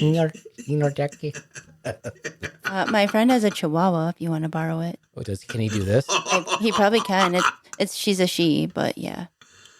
Put a little sack right on the side, a little bag. Yeah, but then what am I going to do with the Chihuahua when the bit's over? I don't know. That's not what we're not worried about that. This was only needed for 5 minutes to make him laugh. Now you must go, dog. I'm sorry, I left your dog at the airport. I'm so sorry. Yeah, the bit was over, lady.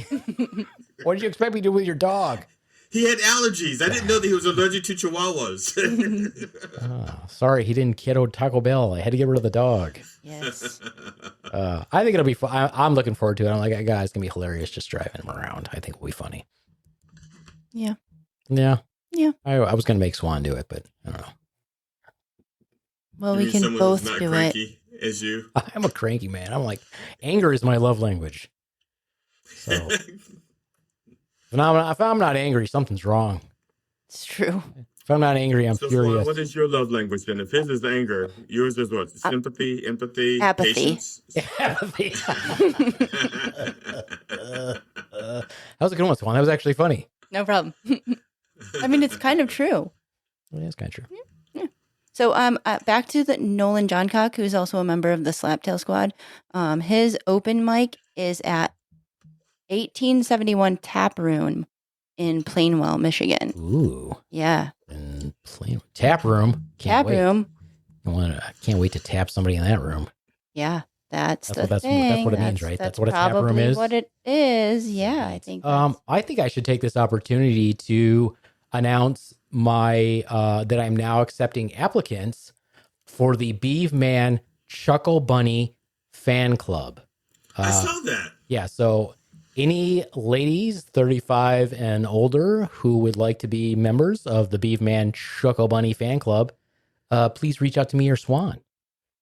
Yeah. Now, it says they have to be like there were certain conditions, like they had to Preferences. I don't think there's not like conditions. Yeah, because we're not gonna you don't have to put labels on it or anything. Yeah. But 35 and up, because anything younger is like looking at your child, and that's creepy. So we want to give like. Are you kidding? Have you seen my child? No. I'm just. But just saying, we want to give like the more non-younger people. Not saying that 35 and up is old, but more seasoned folks some opportunity to shine, right? Right. Sure. Yeah. And like preferred. No dudes. Well, that's being discriminatory. So I think dudes are fine. I don't think dudes can be Chuckle Bunnies. If they want to be, they can. Fine. So Chuckle. Well, look, last night I was a Chuckle Powerpuff Girl. So. You were a Powerpuff Girl. See, you could be a Chuckle Bunny. I mean, go for it. Yeah. So I guess you would say Chuckle Bunnies and Chuckle Bros. Sure. Yes. Just how about don't say that? Jungle Bunnies. Yeah, that'd be bad. Probably. I am 5% Jungle Bunny. And I think goth style is preferred. Yeah, I put that as one of my preference. I thought there was something encouraged. about. I feel like I said encouraged. Encouraged. I thought there was something about going places where you had performed or seeing your places or something like that. Yeah, I want them to go see me do comedy. Yeah, he wants his own like cheering, his own cheer squad. I want my own crowd, like fan club. Yeah. And if it gets big enough interest, they might get like cool, t-shirts, cool tank tops, cool maybe little cute dark bunny ears, something. I don't know that if they're gonna be Chuckle Bunnies, they could have some goth like studded bunny ears or something. Jeez, you're getting into this way more than I thought. I figured if you wanted to embrace this goth thing, we're getting like goth bunny ears. Like also, goth doesn't have to be dark. Goth is a way of you could be like pink rainbows goth. Whatever you want to be. Anyway, so it's a call to action. It's a call to action. Yeah. Must love gallows humor. Mm-hmm. That's the only requirement. Well, yeah. I mean, obviously, I don't want them to go watch comedy that they don't enjoy. True. I was listening to this. True. This is interesting. I'm going to write a joke about this, but I was listening. I love true crime, GD. I don't know if you know that. Yeah. I love true crime. And a lot of my jokes are like on the perspective of I would be the one committing the crimes, but I really like true crime as in like trying to figure out, I'm like, I feel like I would have been really good at catching bad guys. But anyway, so I was listening to some true crime and I was interested because they always seem shocked when they find nude, dismembered bodies, and they always make a big deal about the body being nude. Okay. Which I don't know why they're shocked. I would be shocked if it was a clothed, dismembered body. Because do you know how hard it is and unnecessary to cut through the clothing and then cut through the tissue? It literally gums up your cutting utensils and dulls them. It makes much more sense just to make the person nude first. Why cut through the extra layers? It makes no sense to me. So I'm going to make a joke about that. But literally, that's what I thought of when I hear that. I'm like, why are people making such a big deal about the fact that the body was nude? You wouldn't cut up a body that is clothed. Yeah, because just think about back to your ER days and how many trauma scissors did you go through cutting people's clothes off? It dulls your instruments immediately. And imagine if you were using fabric scissors. Yeah. Well, and they were fabric scissors. Fabric scissors are the zigzag pattern. Yeah, that's what the scissors are. But I probably went through and I didn't even do ER as many years. I had like at least 8 or 10 pairs of those by the time. Wow. Well, that's why we used to be that we would just do the initial cut and then we'd rip it. Yeah. Because it would fuck up your scissors. Because those scissors start off being strong enough to cut through a penny. But yeah, you use them a few times, you're like, fuck, and they're not cheap. You just keep buying scissors. Like, no. Yeah, so I was like, that's why it does. That's why I think it's weird. Because I'm like, even if you had a utensil that was like, remember the old electric knives grandmoms would use for the turkeys that were completely, even if you had something like that, clothing is going to gum that up. You literally, it makes no sense. Especially if there's bodily fluids in there too. Yeah. Yeah, and if you have to cut through, for sure. Makes no sense to me. Earlier in my career, there was a news story from Florida. I started in Florida. And the news story was about a man who had murdered and dismembered his wife, I believe. And kept it dismembered her and had the body in the freezer. Now he's moving and he's selling the freezer. So he gets the body, gets everything out of the freezer. But there's like a chunk of ice, and you get the build up of frost. Sure. So he missed the foot, and it was in the frost. Okay, he sells the foot. The foot is he sells the freezer. He sells the freezer. A neighbor buys the freezer. Okay, they go to use it, they defrost it, and they find the foot, and they recognized the foot. Okay, this is a neighbor recognizing the man's wife's foot. I have been married to my wife for 20 years. If you cut off her foot and put it somewhere that's not related to the house, I could not identify her foot. I agree with you. I rub my wife's feet every night. So what kind of fetish did that man have? He could identify his neighbor's wife's foot. Yeah, did she have tattoos on her foot? I'm like, how did he identify her foot? It makes no sense. Well, I mean, it kind of like, by context, the freezer came from your neighbor's house. I guess, but and all of a sudden, it has to be her he foot. could have killed anybody. But where did the wife go? She just mysteriously disappeared? Maybe she's walking around without a foot. If the police hadn't arrested him for it, he probably had an excuse and an alibi that fooled the police. Probably. Yeah, Swan, I rub your feet almost every night. I could not distinguish your foot from someone else's if it was cut off. I mean, not an ugly foot. You don't have an ugly foot. Yeah, you would, if it had like a longer second toe, you'd be like, nope, that's not my wife's foot. I would know which one wasn't your foot. Okay. But if there was a foot that looked like yours, I would not be able to distinguish between the two. So I have brings me back to this long time ago thing. Do you think that if you were in the dark, what? I'm going to tell you this. She hates my answer to this question, but go ahead. If you were in a place and you had a wall and you had your body part, like let's just say your arm through the hole, and you had like 5 people touch you, would you be able to tell which touch was your wife's? I would be able to tell because my wife is the one that wouldn't want to touch me. No.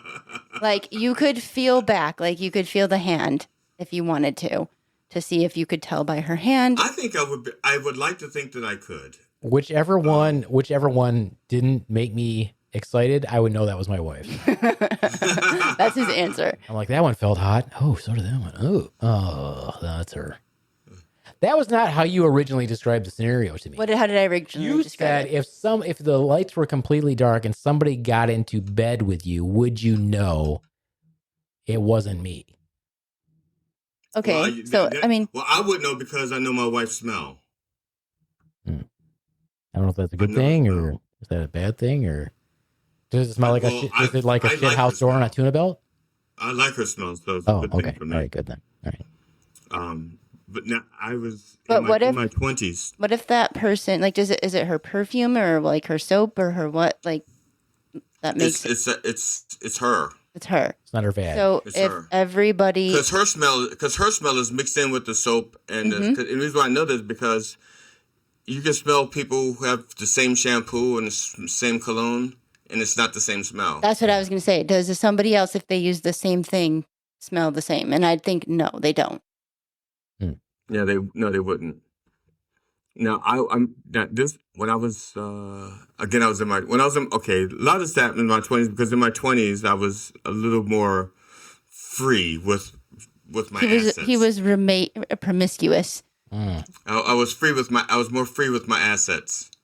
So I was at a party. His fluids. And one of the party games was the lady had to be they blindfolded the woman and she had to touch people and guess who they were without touching their faces. You couldn't touch their faces. Like a great game. So it's just from the shoulders down and guess who she was touching. And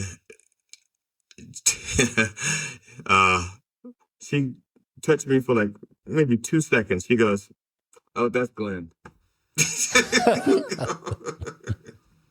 And she was really good though. She was really good. She got all the women. She was like, "Yeah, that's Irene. That's Julia." You know, I want to play this game with all women. Nope, you have to. It's a multi-gender game. Yeah. Nope, I want to play with all women. It was mixed gender. And I think they probably had picked a woman to do it because I think most of us would have been more okay with a woman touching us than with another guy touching us. But the women were okay with the women touching them. Nice. I think. I want to play this I game think with all the guy women. would have been more gropey. I want to play with all women. Thank you. Yeah. Anyway. Right. Well, that was a fun conversation. I don't know if we talked about comedy much. We did. I mean, you did. Yeah. I'm always glad to do these. This is really next year, Swan, next season, because we're about to start season 7. Mm-hmm. Season 7, I am not giving us this big break in the summer. No. Nope. Tough shit. Like, we're going to take 2 weeks in the summer. Okay. Not 2 months. Yeah, it's 2 months is too long. And I said this last year, too. I was like, we need to be podcasting. We can't take a big break like that. Well, maybe we could. Yeah, you're right. I was going to say, even if you banked some episodes to be able to put them out you'd still miss while they were taking the break. Yeah, I prefer to podcast. Yeah. I mean, if that would be my ultimate job is be professional podcaster. Well, at this point, I would consider myself a professional podcaster. I am the greatest podcaster in the world. Like anyone could ever know I that. am, because I don't use a bunch of filler words like all the other ones. I don't make a bunch of noises into the microphone. And I don't feel the need to stream it. So I am a true podcaster. Well, when you edit this one, you can see if I make my signature noises. I was consciously trying not to. So we'll see. I think it's because they're working on your jaw. Maybe. Because he usually says I make like mouth noises, but I don't think I do that. Right? I'm trying to be really good about it. Mm-hmm. Mm-hmm. See, Now, for example, GD is a vidcaster. Is that what we call you guys? What's what you guys call yourselves? Vidcasters? A digital broadcaster. Sure. Oh, that's right, because you guys are on the radio too. So technically you are broadcasters. Mm-hmm. And now I just started doing a podcast with a guy out of California. We're You don't know him. GD met him at summer camp. He did. He met him at band camp. Well, Band camp. and I think we're going to start releasing them in September. We're trying to bank a few, so if we miss a week, we'll have something. Mm-hmm. Now, is this the Crypt Keeper?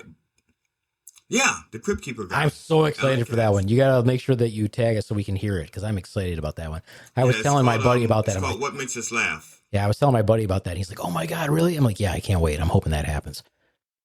Yeah, and we're recording an episode tomorrow, and these are all podcasts. Yeah, cool. And now, did he do the voice or he made the doll? He wrote the scripts for the doll. Cool. There's the guy John. I can't remember his last name now. He did the voice, but I did my version of the Crypt Keeper for him, and he was like, "Oh my God, if you could do the voice, I should be able to." I used to impersonate it when I was young a lot. Nice. Yeah. I still remember a lot of those shows. Very memorable. Yeah. Watching them when like 15, at the age of 15. I was younger and they used to scare me, but I watched them anyway. The very first one I watched, this dude just bangs this chick on their wedding night and then she kills him. It was an awesome episode. I was like, awesome. We should watch them and see if they stand the test of time. You can watch them somewhere. Is it on HBO? I don't know. On Max? Maybe on demand, not HBO, like HBO Max. Yeah, that's what I'm wondering. I wonder if it's on Max.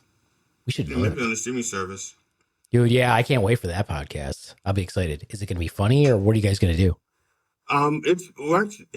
It's called What Makes Us Laugh, and we look at the different aspects of comedy and why we laugh at what we do. But it's supposed to be humorous and informative. Okay, I'll listen anyway. Yeah. It's more like his brainchild. And in fact, tomorrow, which would be episode 4, that one's called Comedian Heal Thyself. And we talk about how so many comedians are actually depressed and they're, neurotic and yeah. And I don't think that's true.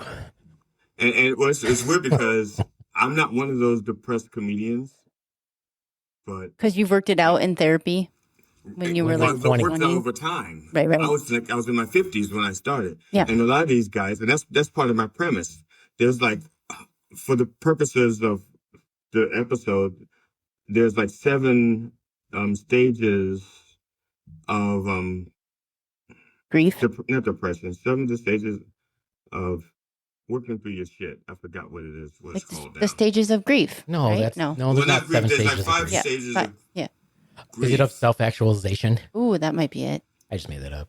No, but that is kind of a thing. No, I made that word up. Oh. Self-actualization. I think it's a real word. Is it? Yeah. I know it is. I'm just kidding. To the dictionary. Yeah. Mm-hmm. Well, that should be interesting. Yeah. What was I going to say? I don't remember. I don't know, but I like the voices that you've done so far that I've heard. Like you did a pretty good Yoda. Yeah, that was pretty good. That was definitely pretty good. Oh, thank you. Yeah. Yeah. Yeah, you should probably add that into your worst episode, your worst next 90 minutes. Some voices. Yeah, some voices. Yeah, that was pissing Nolan off. It was funny. It was. Yeah. He always gets so mad at us. He's like, God, you guys are mature. So How old are you guys? Doesn't matter. Yeah. Doesn't matter. Mm-mm. All right. Well, good luck with that endeavor. I am excited to listen to it. Thanks. I was looking for my notes for it. I don't see my notes. We have to start over again. Because the thing is tomorrow, so I have to start all over, redo my research and everything. I'm hoping I didn't file it under the wrong name. Well, not my fault. I didn't do it. No, definitely not. I have several things open at once, and I was wondering if the script for my next show. Well, hopefully your Word document is recoverable when you open it. It'll be like, you closed this on accident and we saved it for you because we know you're stupid. He might be using Microsoft. He might be using DOS. He's got an MS-DOS. Using Microsoft 365. I'm sure it probably saved it then because I lose my shit at work all the time and it recovers it. I don't know how you don't understand technology. I don't know. What the fuck? I don't know where the cloud is still. I can't find the cloud. I can't lose my shit in it's one like note. The G-spot. It is, and I don't know where that is either. They're in Nevada, apparently. I think. I believe it's in Nevada. The cloud? Yeah. The Apple cloud or the OneNote cloud? The actual the cloud. Whole cloud? All the clouds. Ooh. Yeah. I would like to dedicate this episode to my dog, Sammy. And our entire next season will be dedicated to Sammy. R.I.P. dog. Best dog ever. Bestest dog. Yeah. Now, how old was Sammy? 15. And a half. 15? She was 15 and a half. You got to get the half in there because it's very important. 15 and a half. Now, was she like suffering She was a golden retriever who was past her age because golden retrievers' typical age is, like 10 to 12-ish lifespan wise. And she also had cancer twice. So yeah. And she got to bear, she did really, really well until the last month or little 2 to 3 weeks where she just kind of slowed down even more and stopped eating and just couldn't get around anymore. And you could tell, she was ready. She was tired. Yeah. So R.I.P. to my little furry daughter. Yeah. Dedicating this season to you. I had to put my cat down. It had It's not the same. congestive heart failure. Yeah, cats are dumb. No, just kidding. Just kidding. And he was like my little buddy. You know what the weirdest thing is? It's really sad that sometimes it seems like your best friend is your cat or your dog. Mm-hmm. I see no problem with that. I hate people. But it just seems like a strange thing. It's weird when I thought to myself, like, I think my cat is my closest friend. I don't, Yeah, they come when you want. They're there for you when you just don't even care. Like you're like, yep, I'll be here, and we can like sleep all day, or we can go on an adventure, or if you just want to feed me treats, I'm cool with that. Like, yeah, I see no problem with that because humans suck. That's why I'm glad I'm not one. Yeah, that's a good thing. I took him to the emergency room the day before we had him put down. It was an emergency, the cat emergency room, not the people emergency room. Right. People understand they don't anthropomorphize my cat and think that he's the human. And so I took him to the real hospital. I took him to a pet hospital. And she said, I don't have a room for him right now. She says, I'll have a room for him shortly. And this couple comes out, and they're like bawling and crying and crying. And I looked at him and I said, I hope you don't get that room. Oh. And he did. He got that room. And it was, I hated that cat hospital. First of all, they closed at midnight. Yeah, it's like an emergency room, but they closed at midnight. Yeah. And so you have to, and they don't keep the pets overnight. They close up and you have to take them someplace else. And the other thing is they try to blackmail you. They go like, we can run this test and this test and this test. And this would be like $1,200. This would be $1,300. And they're like up to like $5,000. They're like blackmailing you. Yeah. It's like, well, first of all, my cat has a regular vet. We know my cat doesn't have any of those things. Yeah. We're not testing for those things. My cat just saw the vet a month ago. So we're not doing those tests. But I called my wife anyway just to make sure. She goes, no, we're not getting those tests. But they were like, it's like blackmail. It's like, do you want us to save your precious animal or not? It's only going to cost you $3,000. Yeah. Aren't they like a member of your family? It's like, it's blackmail. Yeah. That the emergency vet. Yeah, I hate to bash on them, but that is probably their thing. They count on your. We can give you a credit card real quick. It'll go through real fast. I promise. Yeah, no. we can finance it. Yeah, no. Yeah, and they don't know that. Look, I love my cat. Love my cat. But there's a reason why my mother took me off of being the executive for being the person who has to pull the plug. in charge of pulling the plug. Yeah. Because she saw what I did with my sister, and my mother goes, "Oh shit, he doesn't fuck around." And the next day, my mother goes, "Okay, Joy, I want you to make the decisions." And she probably doesn't want me either, because I don't want people to suffer, and I will give you a fair chance and do all the things, which is like what we did with our dog. She had cancer surgery 2 times. I started cooking her food for her. We did all the things, and like this was her last it's now time we have to do what's best for you, not for us. Yeah. When I thought there was a good possibility I was going to die several years ago, and I had to have someone who was my durable power of attorney for healthcare, I picked my older brother because I figured he'd let me die no problem. I was like, who do I think would probably let me go? I was like, I'm going to pick my older brother. And then Are you sure I can't do it? Are you sure I can't do it? Are you sure? And then I told him, I have been training for this moment. Well, I told him when I picked him to, I was like, I picked you because I figured you'd let me go, no problem. Well, if my wife needed me to, I would pull the plug, but mainly because I keep my words as best I can. Yeah. I would pull the plug on Swan even if it wasn't necessary. Thanks. It's a hangnail. Actually, I wouldn't pull the plug. I would plug it in and then throw it in the bathtub when she's in there. Nice. Thank you. Well, at least that's kind of quick. Yeah, sure. I mean, we've already had that discussion a bunch of times. If there was, no chance of me being. I don't think you're supposed to put that out on the airwaves. What? I would want you to honor my wishes and donate my organs and let me go. Like, that is not a thing that... Yeah, I would be inconsolable. For about 5 minutes? For at least 45 minutes. And then I'd be seeing if there's any hot nurses on your floor.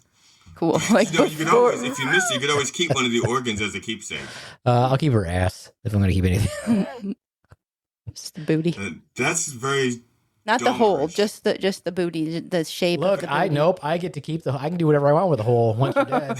I'll be like, finally, and put it in this hole right here. Oh boy. Deny it no longer. And then my ghost would come down and like. And your ghost would come down and be like, "Yeah, I should have done that when I was alive. It is pretty nice." Yeah, that's what it would do. It is pretty sweet. I didn't know it would bring you that much joy. Well, it won't give you that much joy. Only for about 3 days. After that, it's gross. Yeah. But maybe you could make like a flesh mold. No, I would move on. You'd move on. Yeah, Okay, so for 3 days, and then you'd be like, that's I would have a lot of disposable income when you die. True. So I don't even have to put any effort into getting ass. Yeah, I can just use the almighty dollar. Anyway. How much disposable income? I may bring my ass up there. He's like, I got an ass for rent. Hey, I'll be having some parties. In front of my children, I will grieve when they're not around. Party time. Party central. All right. Well, I think we've beat that ass to death. we devolved quite a bit. GD, do you have anything to promote before we... Well, Sunday mornings, 9 o'clock, the Church of Last Resort with the Dr. Reverend Jelly Roll. It's 9 a.m. Eastern Time on Minddog TV. So there'll be Minddog TV. So there'll be like on YouTube, Kick, Rumble, BitChute. You guys are finally on BitChute? Yeah, he is. Okay. He's put Minddog TV's on BitChute. Okay. I didn't hear the latest on that. I know you guys were trying to get on there and figure it out. Yeah, so. He's on it. And so, I mean, the Reverend is getting good views on there. Still not understood. They still don't know the Reverend. They don't know how to take that yet. I'm not sure. They still think it's a church. Yeah. And Sunday morning, you're looking for that, and you might stumble upon it, and it might just change your views. Well, has the Reverend considered the fact that he could do that and get tax-exempt status? No, because it's against his principles. Oh, well, he doesn't believe the churches should be tax-exempt. I mean, he doesn't even think the charity should be tax-exempt. Interesting. Because they use public roads. True. We might have to have a discussion about that at another later date as well. I mean, that could be a good, could be. But I'll have our producer put your link up. I am the producer. I do everything. Swan, do I have anything to promote? I do. I have a lot of shows. You have a lot of things. I have a lot of shows coming up, but I don't know the dates for any of them. Well, we can put that in the show notes as well. Well, and if 2 of the shows will already be over by the time this comes out on Sunday. Well, I've already had done 2 shows. But you have a couple more coming up. I do. I have a show. How can people find you? Slaptailnation.com. And didn't y'all have a kid go to 11th grade? 11th grade? No, our child is in college. Yes. Oh, okay. Yeah. I lose track of how many things I've posted. I don't watch many posts. I don't care about them. I'm sorry. I think that was one of my nieces. Oh, okay. We won't tell them. Yeah, they don't need to know. They don't need to know. They're in Iowa. Who cares? Yeah, who cares? They're in England. Coming to Iowa. That ain't even real. They're not. Yeah, they're just. We fake. also have a show, the major show, September 5th. I was gonna when you sign off. And I was going to okay, well, that's it for me. I have a show coming up in Indiana. Is it Indiana? Hold on. You have one coming up in Decatur. You have one that you're hosting in Decatur at some point. That's September 27th. I'm hosting a show in Decatur, Michigan. September 27th. With the fabulous Jay Hunter? No. No?